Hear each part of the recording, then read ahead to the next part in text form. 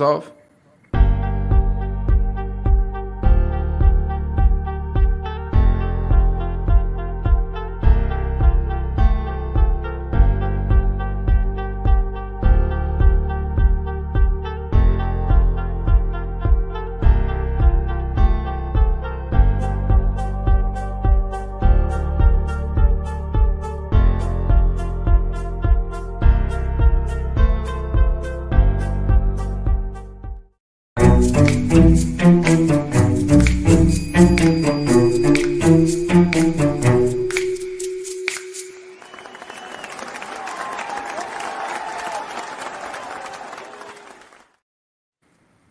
Welcome to the 24th episode of Rapid Rants.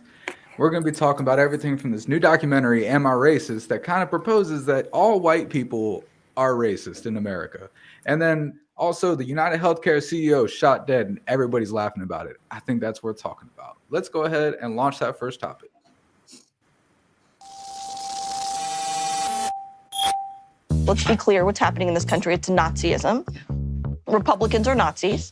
You cannot separate yourselves from the bad white people. Growing up in the 90s, I never thought much about race. Sure, you noticed, but never really seemed to matter that much, at least not to me. Being a white, straight, cisgender man, it's the top of the pile. I'm on the top of the pile. That's me. Am I racist? I would really appreciate it if you left. I'm trying to learn. I'm on this journey. Can you please leave? If I'm going to sort this out, I need to go deeper undercover. If I want to be an ally, I need to look like one.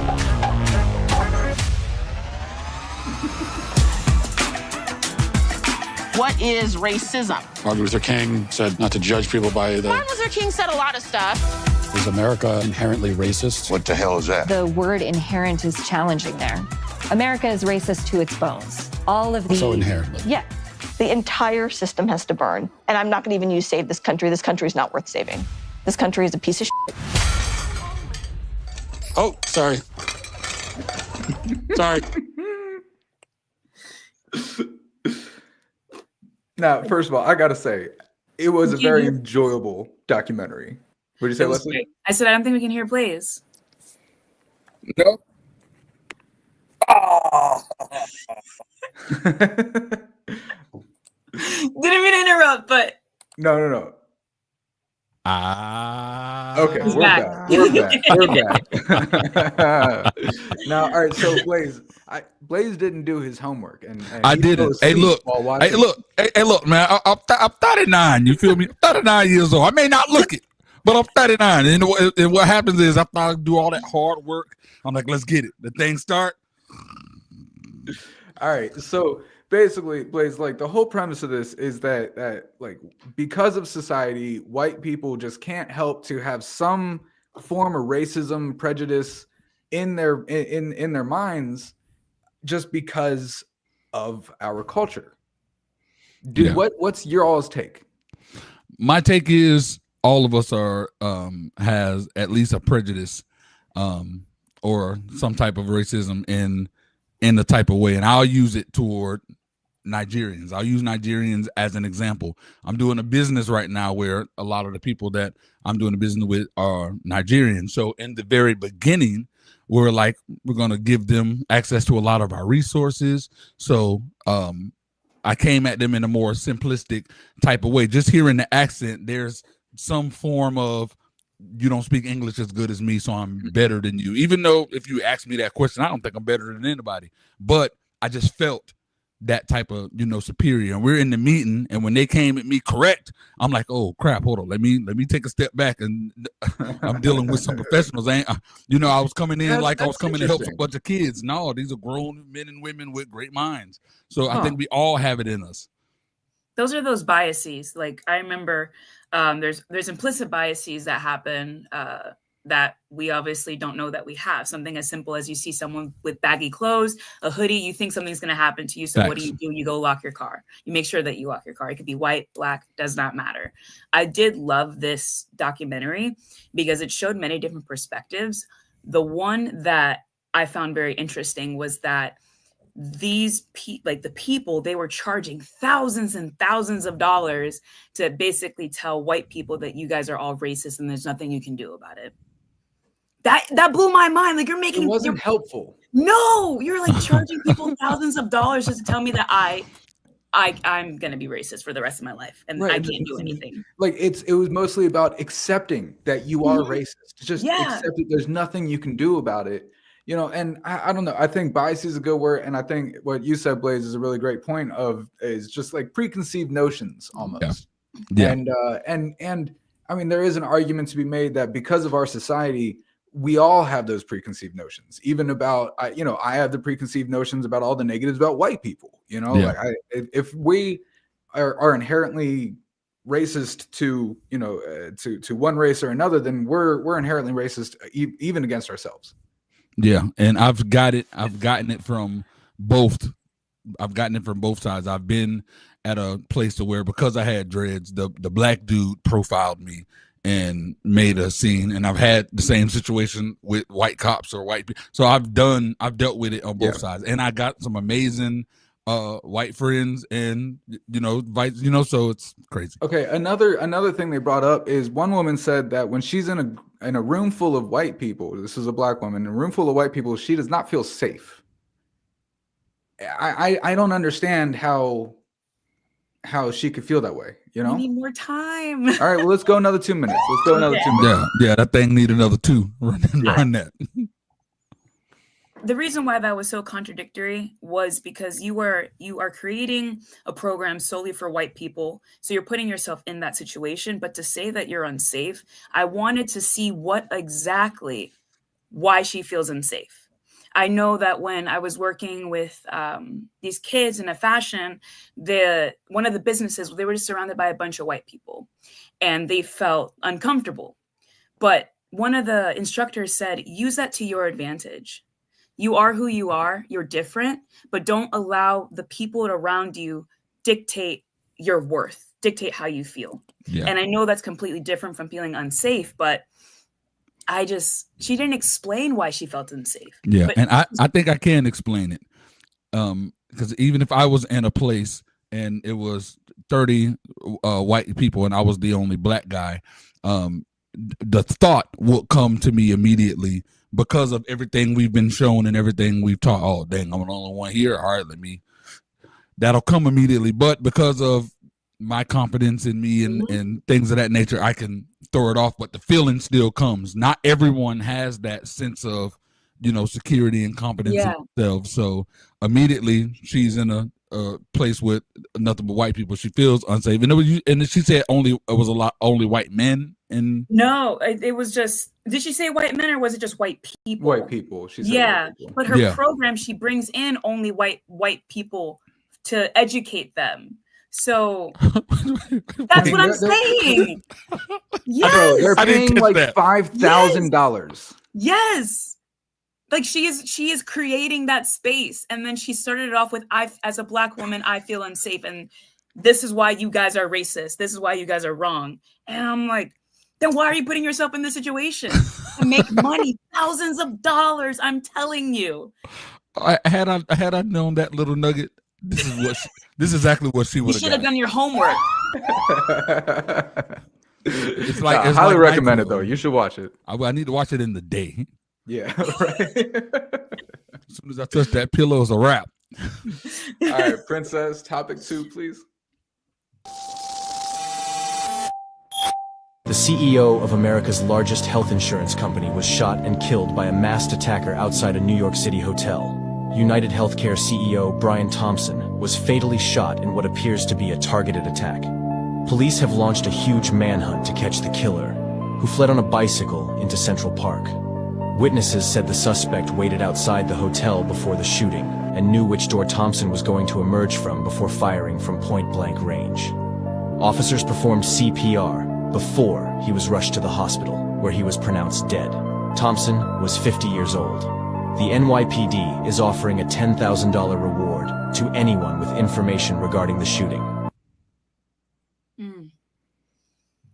When I was first told about this, it didn't sound real. So I went to the news immediately, and there's camera footage of the guy just walking behind him, a firearm with a silencer on it, and just calmly shoulder and his back, and then the dude left. Yeah.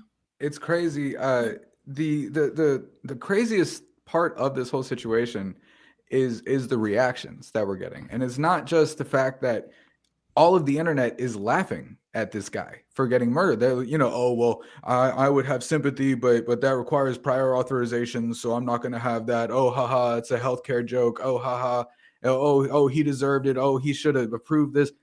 That mindset is so incredibly dangerous for our culture. And then also, if you looked at the police first response, like in interviews, they were just blown away at how professional this assassination was. Yeah. Like this guy, he came up, had the silencer, he shot once, and then the gun jammed, and he unjammed it so fast that they're like studying how he did that so they can teach it to other police officers. And he had things engraved in the bullets. Deny, defend, depose. And that's like a reference to the problem with the healthcare industry. It's how they teach their associates to basically deny claims. Yeah. And but I don't know, like this it's terrifying. Like, I'm the last guy to say protect corporate America, but to make it socially acceptable, just go murder CEOs. There's better ways to do this. There's a whole lot better ways to do it, and based off of just the few things, and I'm pretty sure a lot more will come out, but the few things that I've researched on this, it's looking like the killer is like playing vigilante.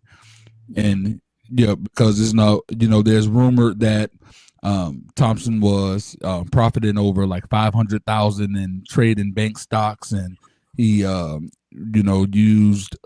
some like confidential information, and there was a whole lot of insider trading kind of thing. And falsified certifications and a lot of different type of things. So this was him and every other CEO of any major company in the entire world. Doesn't mean you can go around and just kill them. Exactly.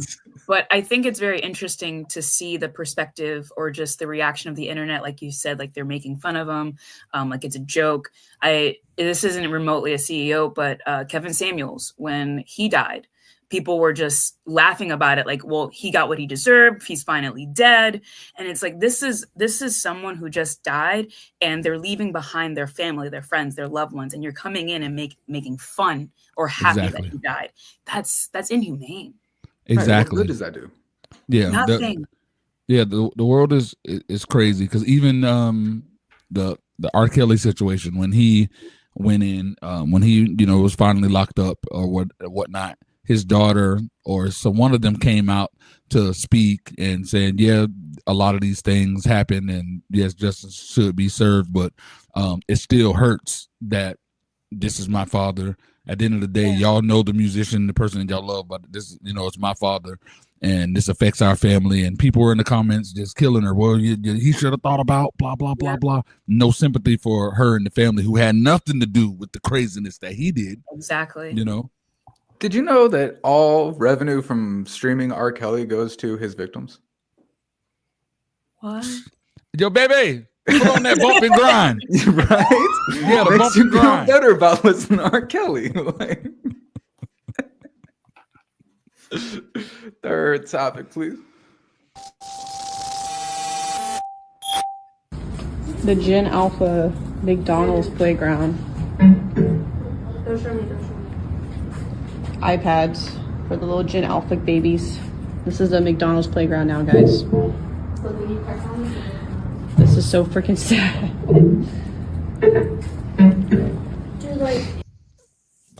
So, check this out. I saw one of these for the first time 2 days ago. I had a car appointment to service the car, and I got there an hour early. So I'm like, dang, I can get some work in. So there was a McDonald's. I knew they was going to have internet.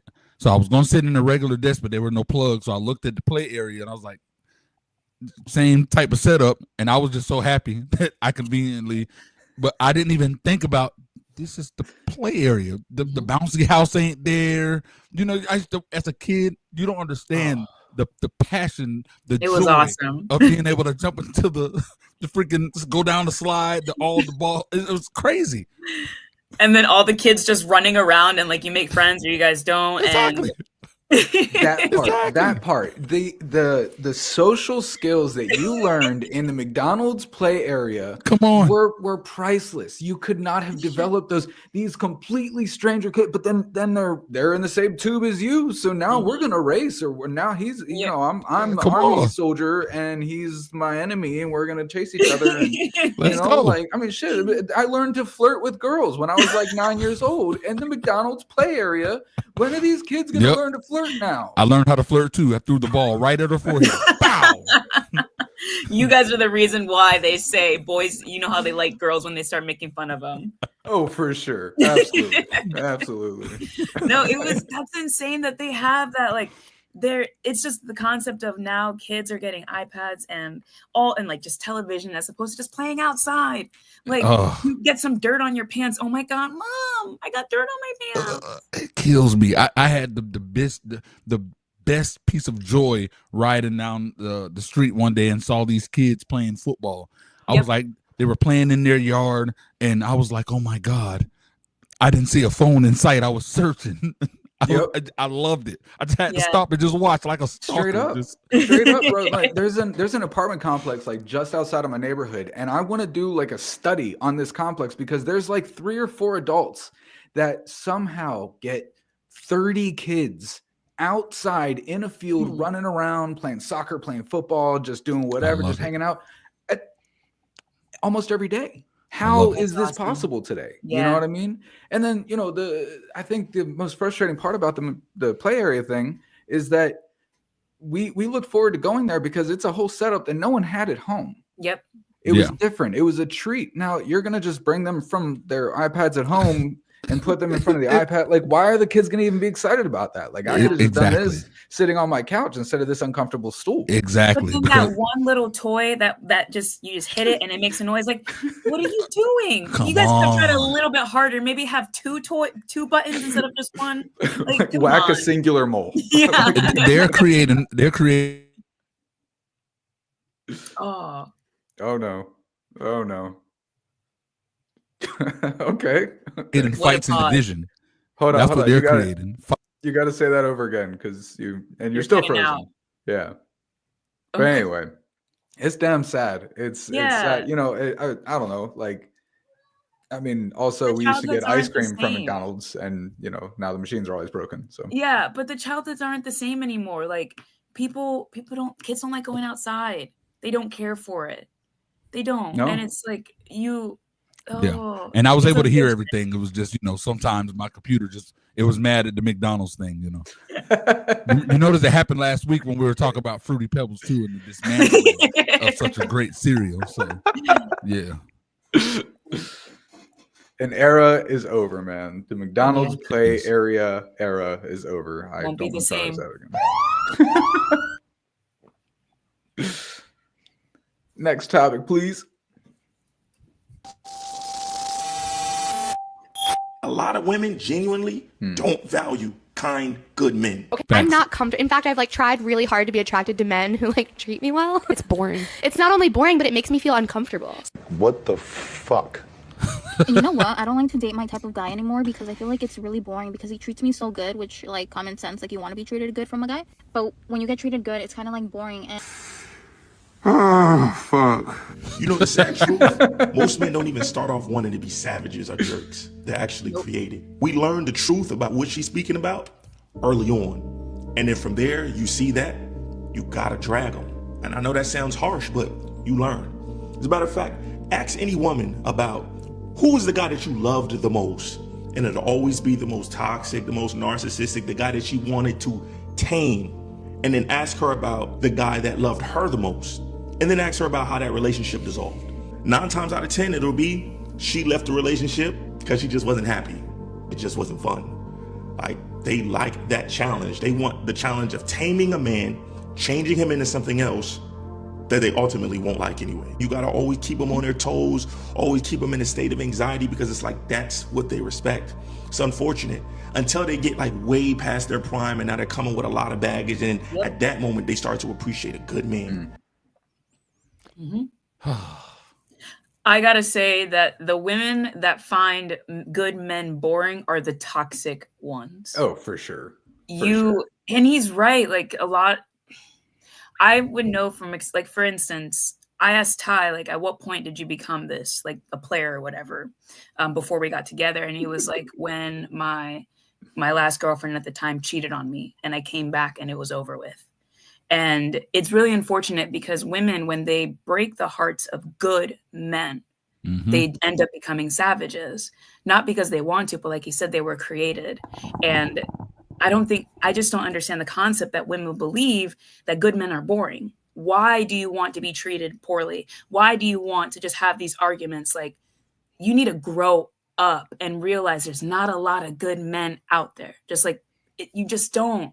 Because you guys have tarnished that name. So exactly, it sucks. And then we all as humans play in the hands of whoever the higher ups are that plant the division in the world. We play into it, and they can use our actions to justify the wrongs and the wrongdoings and things of that nature. And it really freaking sucks. Because I too raised up a lot of powerful women. So I already just had it instilled in me respect women regardless. And I had the situation where 3 relationships back to back cheated on. And the third one is the one that broke me because so it was a situation where she was messed up by someone. Someone tried to like molest her or whatnot. And me and her ex, which she got away from to get with me, we came, rescued her. We got on one accord simply for her safety. You know what I'm saying? So I was like, all right, I'm going to go get blah, blah, blah, blah, blah, whatever. I'll be back. I'm like, I don't know why I'm asking you this, but you stay with her right now because she rattled up. Oh, no doubt, bro. Whatever. Left. Came back an hour, 2 hours. And that. So all hell broke loose, obviously. Hands was laid, not on her, but he got the 2-piece in the biscuit. You know what I'm saying? In the ATL stomp. You feel me? But after that, it took a while before I got in another relationship. It was the hell with that. You know what I'm saying? And I had to get humbled again and get myself in check. But there was a period where I didn't give a damn. Yeah. Honestly, what I think it is, at least what it has a lot to do with is people are like, they become addicted to certain emotions, and there are certain feelings that certain types of relationships will always give you. The toxic, the cheating, the arguing, the domination, like domineering man or whatever. They get so, they don't realize it, but they get addicted to those feelings, those emotions, that adrenaline that it brings up in them. And that's what they subconsciously seek out from then on. It until they break the cycle. I think it really has to do with what you're used to and what you let yourself become used to. And that's where therapy comes into play. Like, you have to just have therapy because, I would say that there was, because I'm a relatively good person. I'd like to think that. And I try to give my all in all the relationships that I've been in. And there was so much wrongdoing when I was like that I completely turned over a new leaf, and I was just like, fuck you. I don't need you. I can be by myself, whatever. And it took a very strong man to help me realize that I need to chill out, let go of past trauma, which I'm still working on, to be healthy. And it goes back to you were saying, that addiction, because it is a different high that you get. Yeah.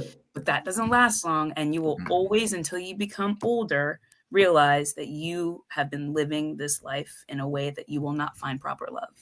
So, and people hate getting into these type of conversations with me because I'll go, all right, if you want to avoid it all, this is why when it comes to being spiritual and doing things biblically, you court who you court before the sex, before all of these things, and that they have a healthy layout. When you go away from that healthy layout, chaos is going to come. And at the end of the day, you're just going to have to charge it to the game, because the world outside of that healthy layout is the Wild West. Facts. Now, before we play this next video, it's a very short video that's going to start our conversation, but I'll explain why I had to use this short video instead of another one after we watch it. We do not care about your Spotify Wrapped. We do not want to know how many hours you listened to Drake this year. Okay, so first of all, to reiterate, we don't care what you listen to. Please don't post that. Now, for artists, it's a different thing, showing how much they've gotten plays and all that. Like that's their work, that's their accomplishments. But for real, no one cares. What if what if someone posts something and you're like, I never heard of that artist. Let me listen to it now. That's not going to happen. Yeah, not true. Believe it or not, it happens way more than you know. And I will say, from a business standpoint, the big celebrities should be posting their Spotify Wraps, because that's bringing in more endorsements when it's time to, you know what? All right, so we need to get this amount of money because we're going to push, I'm going to use an artist. We want to push Aaliyah to the moon. And all right, so she's gotten, you need to invest this much money in her. You already see, without your money, 1.57 million, this, they're listening. The kids love her. She's doing this on TikTok. So, and it's a great business strategy. So I understand it from that point, being on the other end. But on a personal note, no one cares. No, at all. Fact. Now, the reason why I couldn't find a longer video is because, man, if you look up Spotify Wrapped on TikTok, all you get is videos of people saying that their Wrapped is completely inaccurate. That there's no way that these are their top songs and top artists. They didn't listen to these songs that often. They didn't listen to these artists that often. Yeah, like what does that mean? But I get that. I know how that works, because I had the opportunity to have a training job with Spotify and how they work. They hire people. Yeah, they hire people to listen to a certain amount of music to create these streams. So with me, they literally, it was like, all right, so we're gonna give you this is 2 minutes worth of work. Just click. I thought I was gonna be listening to music. No, you just click a button. So you're clicking these buttons or whatever, and the plays are going to those artists, and the streams are coming from random people's accounts, but they're really not listening to them. What? Yeah, it's crazy. So they just did that. Yeah, they hired me, but I'm pretty sure there are thousands of people that they hire to do that every single day. You know, so yeah, it's crazy.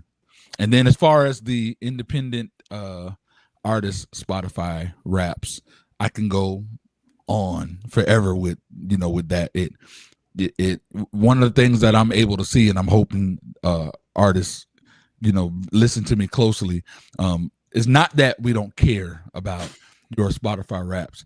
We don't care about you lying. Yeah, we don't believe your Spotify Wraps. Yeah, quit lying to the American people. Quit showing me that you have 200,000 monthly listeners when you can't accumulate 2 comments. Right. I don't believe you. You're lying. It's all about the math and the ratio. You can easily tell when someone has bought their stuff. 100%. 100%. Like, it's not that hard. When it's like 10,000 streams in 138 countries. Like, no, bro. You bought those. I do want to say I apologize to people that I used to be like, look, you can't have 200 likes and 3 comments on a post that doesn't exist. Not true. Yes, not true. I've got the privilege, thanks to Rapid Rants, by the way, that struck it. But I went viral, and I paid rent a good 2 months with Instagram. You know what I'm saying? Yep. But there were a lot of posts that had 200 likes, 3 comments. I'm like, what the heck going on? Well, especially with the content like you were posting, like there wasn't much to say about it. It was just, I like this content. I want the algorithm to know I enjoy this kind of content. Facts. All right, last topic. Do you have alcohol at your Thanksgiving? Never once. No. See, that's unheard That of is to me. insane. And you guys have alcohol at your Thanksgiving? dude, in the North, everybody You does. get drunk. In the South. Is that not the craziest thing you've ever heard? You guys in the North are the fucked up ones. You Yes. look down your nose at us. Yes. That's not Thanksgiving. That's nothing special about a dinner if you're waiting until 6 o'clock and having alcohol. You're just going out at home. That's all you're doing. No. We get together. We have the whole family. We hold hands. We bless the food. We do all these things, and we eat, and we give thanks to God. Give thanks to God. We're not. I'm not throwing back a 6-pack of beer. If I brought alcohol to my family's Thanksgiving, I can't even imagine the things people would say to me and about me. I'm not bringing. It's a volatile mix when you bring the whole big extended family anyway. 100%. Why on earth would you introduce That's alcohol? what to the I situation? said. To make it easier to deal with. But then it makes it worse. Right. I'm so glad. I knew you would say that Wait, too. Brandon, That's crazy Do you to have? me. Do you guys have alcohol on Christmas? Also, no. It's Christmas. these are family get-togethers. That's not an alcohol time. Yes, it is. It is like the most alcohol Also, time. can you think of everything you're eating? You're eating is turkey, and it's mac and cheese, this green bean casserole, the sweet potatoes. Yeah, and you're then eating it's all red this, wine. and you're like, oh, I'm just throw some alcohol on top Yes, of this. that's That sounds miserable. Okay, so It's a lot of layers. With Ty's family, on both sides of his family, there's no alcohol. On my side of the family, we have a whole table full of alcohol and a whole table full of food. That is how I grew up, going to his families and everyone is sober. I remember we tried to bring a bottle of wine. I was like, you can't do that. They don't drink during the holidays. It's different. It's really different. Why? Do they have a particular reason? No, they just don't really drink. And I'm coming from a family that drinks heavily. Oh, that sounds boring. Now, what's crazy is my family, we always drink in secret. What? This is how I knew this. So before I was old enough to realize that people were actually drinking in secret, I was young. I didn't know because it was there. It wasn't just on display. The E&J bottles, the Hennessy, it just wasn't on display. But once I got older and of age, and my cousin like, yo, I was like, no, I'm good. And I was like, oh, I'm like, what? I said, what the hell is that? And oh, you already know every year. And then they started telling me stories about different years. And one time you had my soda. Remember, we were like, no, don't do it. And it was like, yeah, that was because we had Hennessy in that Coke. And it was like, I was like, oh dang, that's crazy. So it was never. I don't know if it was our elders that was like, ain't gonna be no acting out, because I ain't gonna lie, family. I'm just gonna tell it like it is. We hooligans. It's a chaos, and I believe alcohol will. A lot of beefs. People ain't gonna be able to keep their cool together. There's a lot of beefs in the family. You know what I'm saying? And when you're sober, you can at least like, I don't want to disrespect nobody, so I'm not gonna say nothing to him. But when you done threw a couple back, and it's time to talk about it. Somebody's like, I'm so thankful for Sean. Talking about Sean, the one that wrecked my car. You talking about Sean, the one that owed me $5? You talking about that Sean? Oh, now you don't want. So Well, that is how my uncle and I were able to get through all of the problems that we had. We opened a few bottles of wine, drank, talked, and it was great. Like we are able to resolve our issues when we're drinking, because we're gonna harbor certain things in. There's one or two ways. You either talk loudly and are joking when you're saying certain things, or you start to cry. And I'm like, why are you crying? It's not that big of a deal. Like, we're just talking. So yeah, I think wine is at the table with family. I think wine is suitable to be on the table. I think the alcohol and the beer need to be in coolers. Like when we get to the place that we're no longer at the table just enjoying, and it's spades and football, watching football, and whatever games, because that's what I have a huge family, so that's what it is. It's gonna be after we eat Grace and we eat, there's gonna be some people playing freaking dice, some people playing spades, the kids playing Uno. What about dominoes? I've never felt whiter in my life than listening to how your holiday parties are, man. I just learned how to play spades. It goes down. I'm glad. Honestly, I was reaching for the black car. I was reaching for it, but you're good. You can reach for it. That's fine. You're good. My first language is Spanish. All good. I can't imagine You're right. a family party without alcohol. Like there's always been alcohol at my family parties, and there's no rules. There's drink liquor, drink beer, drink wine, whatever it is. Like I mean, and a lot of my mom and her sisters, they're older now, so there's less drinking. But yeah, I mean, back in the day, our parties got loud, like very, very, very loud. 7 days off cocaine and drink. Hey, okay. So you got it out of context. 7 days off. You know what I'm saying?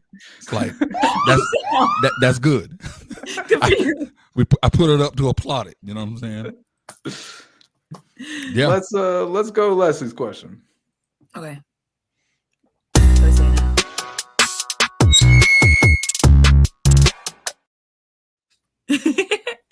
What was your favorite childhood toy? I already got it. So Ninja Turtles was extremely popular back when I was a kid, and I remember my grandma surprised me with you had the Ninja Turtle van. When you open it up, they had different compartments for the Ninja Turtles to sit on, and it came with their weapons. And oh my God, I was the happiest kid on the planet because I'd had some toys. Like I thought it was cool to have the Ninja Turtle thing, the one that his head goes in the shell. So I thought that was cool. But when I got freaking the van, oh my God, and you press a button, it shoots out it was a wrap. And that's why me and my brother, we loved Rugrats so much, that cartoon, because we related. You don't understand how many adventures we've been on with just them toys, bro. Oh, for sure. You just like unlocked a childhood memory, bro. Like I forgot about that van, but I can feel that van. Yes. Like, I can feel the little clips that held the top down. That yes, like it's a real thing to me right now. Yeah, bro. That is awesome. It's funny because when you asked that question originally, there's one thing that popped in my head, and it's actually something I only had for like 3 days, right? Do you remember in the beginning of Mighty Ducks 2, Charlie's on his rollerblades, and to call everybody, he used that little duck whistle, right? Yo, like, yeah. That was something that like I love those movies, and I never knew I wanted that until my dad brought one home one time. And he sells cars, so he just probably found it in a car one day. It's not like he knew I wanted this and went out and bought it, but he gave me this duck whistle. And I spent 2 days on my rollerblades in my neighborhood, probably driving everyone crazy. Just, I brought it to school that next day, and I was showing all my friends and everything. And I left it on like a wall that was on the playground. And I didn't realize it until that night. I'm like going to bed, and I wake up in like a cold sweat because I realized I forgot my duck whistle at school, and I'm freaking out. I'm crying. I tell my dad he doesn't know where to get another one, blah, blah, blah. And I get to school the next day, and it wasn't there, and I never found it. And it's really something that stuck out to me so much since then. I was probably 8 years old. That's the first thing that came to mind when you asked that question. Someone swiped it. It's true. I mean, hey, I'd have stolen it too. I'm not gonna lie. I would say, okay, when Chris Brown didn't have all of these issues and whatever, I was younger, and I remember we went to Build-A-Bear, and I named him Chris Brown. But I chose like a different middle name because I didn't want anyone to know that it was after Chris Brown. So I think it was like Chris Barrett Brown. It was really weird. I know that was like one of my first celebrity crushes. Yeah. Dang, yeah. So you definitely can't go. Where is that? It's in Missouri, that restaurant where you got to be 30 and older. You definitely can't go. Well, it was either that, or do you want me to say wheelies? Like I could go with wheelies. Heelys. You mean Heelys. I can go with Heelys. Which one do you want me to go with? A teddy bear or those? I mean, no, the teddy bear, it was cool, but because it was Chris Brown, like it could have been unmade teddy bear, and it was. But I forget that you are. I'm only 28. Chill out. Yeah. It's not that big of a difference. You're a kid. I'm sorry, I'm not 40. I ain't there yet. You feel me? But I will be. Sporty 40, baby. Yes, I'm ready to be 30. I am so excited to be 30. Like if this is how much I've done at 28, ooh, Bring on 30. I can't wait to welcome you into the Dirty 30 Club. You feel me? Thank It's you. where body aches and back aches happen for no reason. I already have it. Already got it. Come on, straight up. Straight up. I love it. 30 is the best decade of your life, though. Straight up, I fully That's believe prime years, baby. Yep. That's prime I'm years. ready. Let's go Blaze's question. Let's get it.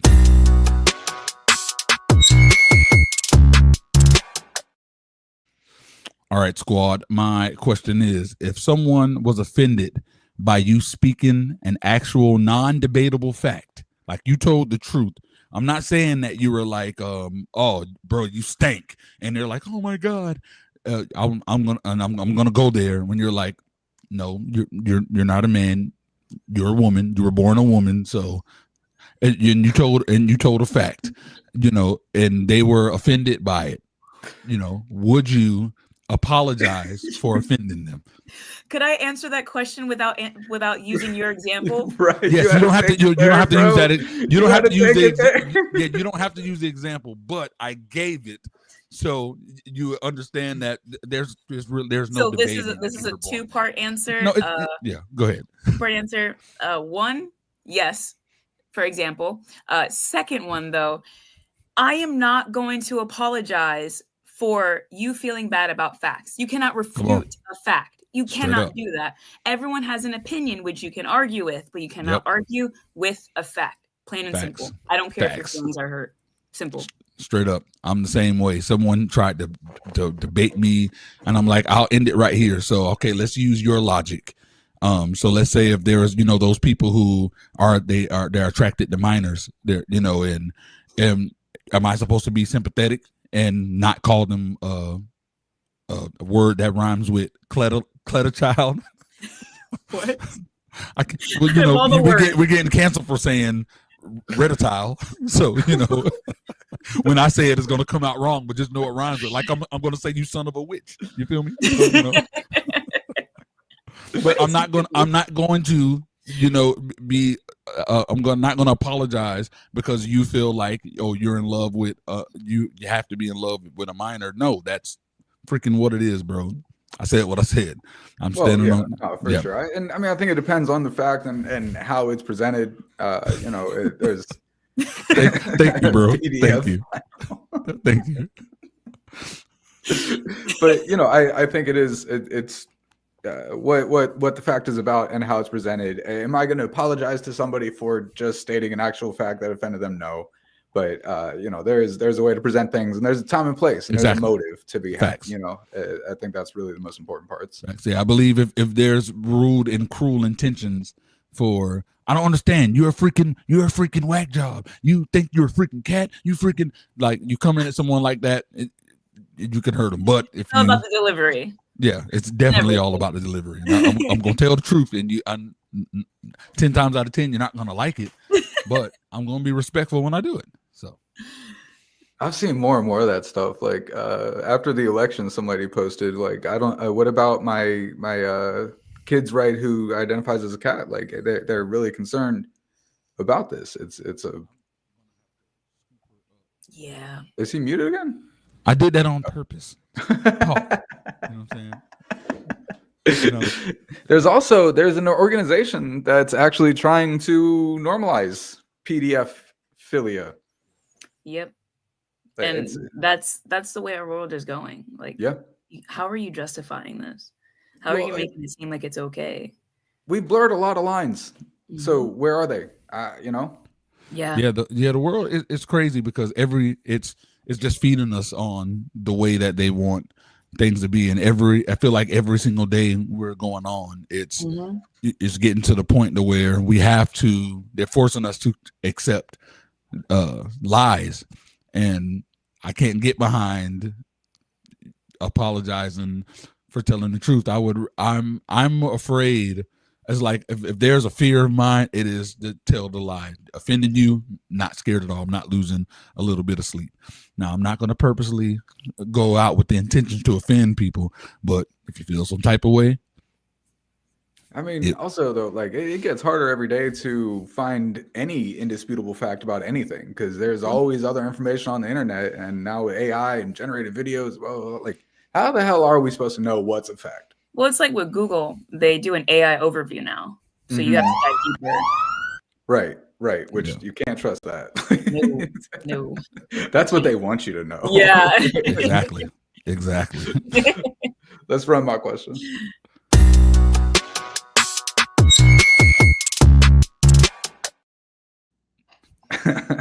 You do it every time. All right. So what are your biggest pet peeves? I was just talking about this to one of my friends today. My biggest pet peeve is when I'm cleaning and everything is done and someone uses the bathroom, puts a dish in the sink, uses the stove.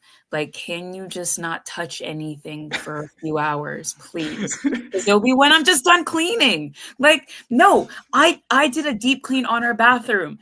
And then Ty decided to shave. And he was like, I'm looking kind of scruffy. And I was like, you better make sure you clean it off. And he was like, I will. I saw one hair on the sink and I got so mad.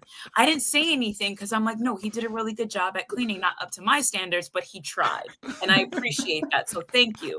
I love that it was one individual hair, bro. I saw it. Because I make my stuff spotless. That's why I get paid what I do. I make my stuff spotless. Yeah, I just thought of mine and it pissed me off. I hate when people text me to ask me, can they ask me a question? Oh my God! I hate it so much. Yo, Blaze, can I ask you a question? And I literally say no. That's how I respond. You just did. Sorry, you used your one question. Hey, can I ask you a question? No. It kills me. Just ask the. Now, if we were speaking in person and it's different, if we were in person, can I ask you a question? Yeah, go ahead. What's up? That's cool. Texting it, nah. Or just the hey text. The hey. No. I'm good with the hey. No, man. What are you texting me for? Like, don't make me ask you. This isn't a phone conversation. It's not like, hello, hey, this is so. Well, just get right to it. You're from Alabama. You don't got a lot of friends. So, we established that already a few episodes back. It's true. I'm someone has a whole lot of. I just had to blame it on Alabama. I have a whole lot of acquaintances. I ain't gonna say friends. A whole lot of acquaintances. I'm in a lot of people's circles, so they're not in mine. But when someone says, hey, there's a lot of times where just, hey, what's up? I don't know, chilling. Same, bro. I hate those questions. I hate that. That would annoy me. I just realized that's a pet peeve. Didn't even know it until now. But it's not really, because I have conversations with people. A lot of times you want to. Sometimes it's like a check-in. You feel me? I hit my boy. What's up? And he'll throw the peace sign. So I was like, then I throw the middle finger sign. Then he'll do a laughing emoji. Then we'll get into whatever like understanding you have with that guy. But I guess it really depends on the relationship. It's just Yeah. Now, if it was strangers, that's different. I don't know you like that. Then I can see how that could be annoying and aggravating. But the amount of people who do know me and the people who don't, but who do, it's the ones who do know me that really piss me off. Hey, can I ask you a question? No. Hey, can I ask you a question? We're here, so what's up. Oh no, I'm gonna use this the next time I message you on Instagram. Oh, absolutely. I'm gonna send you that every day. Yep. But I'm gonna send you one little hair on the sink. Now, what's yours? My two biggest. First of all, when I'm on the phone and someone's trying to talk to me, or I break. I That's on the top 5. Break. I can't. I don't remember what I was saying. I don't even remember who I'm on the phone with anymore. If you're starting to talk to me, I don't know what you're saying to me. I don't know who I'm talking to, what they're saying, what I was supposed to be saying right now. I completely break. And then the other is don't leave an odd amount of eggs in the carton. If you're gonna make one egg, just make 2. I hate opening those 5 fucking eggs. I was gonna make 4 eggs, but now I gotta make 5, or I wanted 6 and there's 5. Just keep an even number in the egg carton. There's no reason to just do one egg. He's knowing that from the carnivore diet.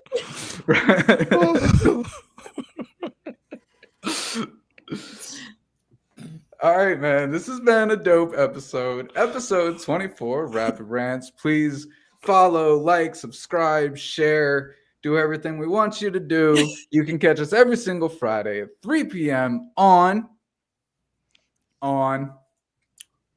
the most prestigious network in the land, the Signature Series Network.